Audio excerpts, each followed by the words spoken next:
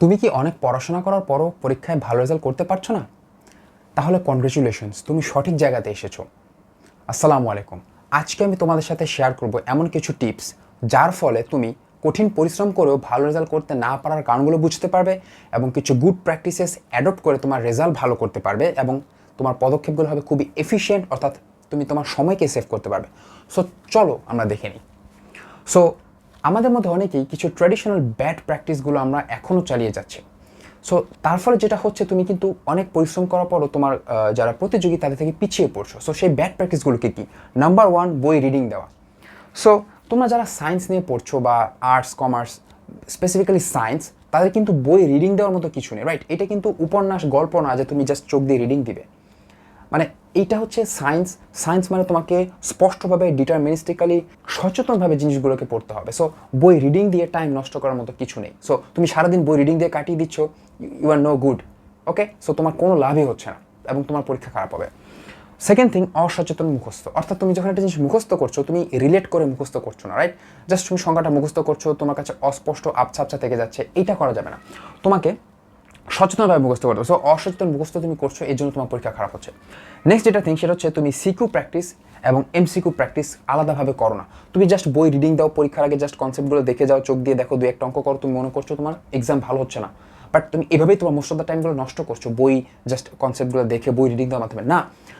ব্যাপারটা আমি বারে বারে স্পষ্ট করতে চাই। ধরো তুমি সাঁতারের প্রতিযোগিতায় যাচ্ছ, তুমি সারাদিন দৌড়াও, সারাদিন সাইকেল চালাও, কোনো লাভ নেই।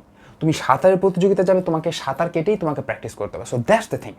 পরীক্ষা তোমাকে কখনো বলা হয় না বইয়ের কনসেপ্টটা লিখো, তোমাকে একটা সিনারিও দিয়ে তোমাকে ক্রিয়েটিভ কোশ্চেন করা হয়, তোমাকে জ্ঞানমূলক, অনুধাবনমূলক, প্রয়োগমূলক, উচ্চতর দক্ষতামূলক কোশ্চেন করা হয়। সো তোমাকে ওইভাবেই প্র্যাকটিস করতে হবে। So that's the thing. তোমাকে এমসিকিউ এবং সিকিউ আলাদাভাবে ডিটারমিনিস্টিক্যালি তোমাকে সিস্টেমেটিক ওয়েতে প্র্যাকটিস করতে হবে, তাহলে তুমি পরীক্ষায় ভালো করতে পারবে। সো আরেকটা সবচেয়ে গুরুত্বপূর্ণ যেটা, সেটা হচ্ছে পার্সোনাল নোট না থাকা। এইখানে most of the students lacking করে। সো ব্যাপারটা কি, তাদের পার্সোনাল কোনো নোট নেই। তারা শুরু থেকে যেটা করে যে শুরু থেকে সব কিছু পড়তে যায়। সো প্রচুর পরিমাণ টাইম তাদের ওয়েস্ট হয়। সো অলরেডি আমি একটা ভিডিও দিয়েছি যেখানে আমি পার্সোনাল নোট থাকার প্রয়োজনীয়তা শেয়ার করেছি।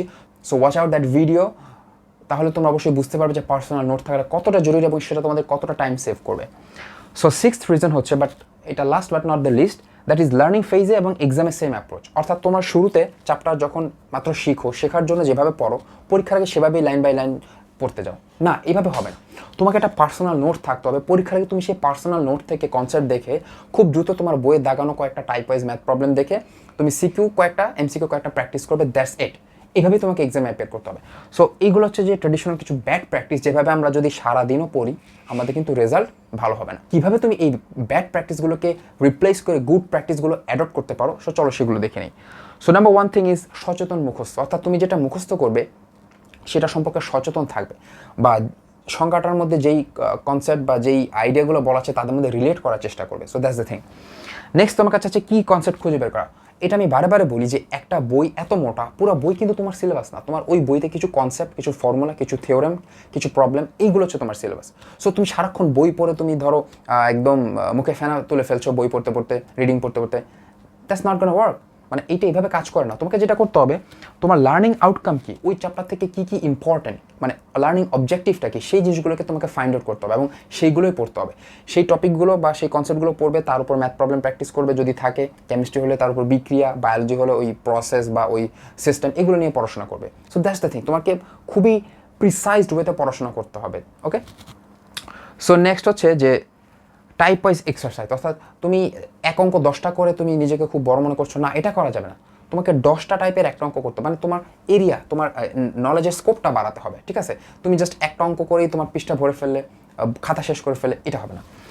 সো যেটা করতে হবে, সিকিউ এমসিকিউকে আলাদাভাবে প্র্যাকটিস করতে হবে, যেটা আমি সবচেয়ে গুরুত্ব দিয়ে বলি যে সিকিউকে সিকিউর মতো প্র্যাকটিস করা, এমসিকিউকে এমসিকিউর মতো প্র্যাকটিস করা। সেই জন্য অনেক বই পাওয়া যায়, তোমরা বাজারে অনেক বই পাবা, সেখান থেকে একটা নিবে। এছাড়া স্ট্র্যাটেজিক প্রিপারেশন ফর এক্সাম, যেটা বললাম যে এক্সামের আগে তোমাকে দি মোস্ট স্ট্র্যাটেজিক হতে হবে।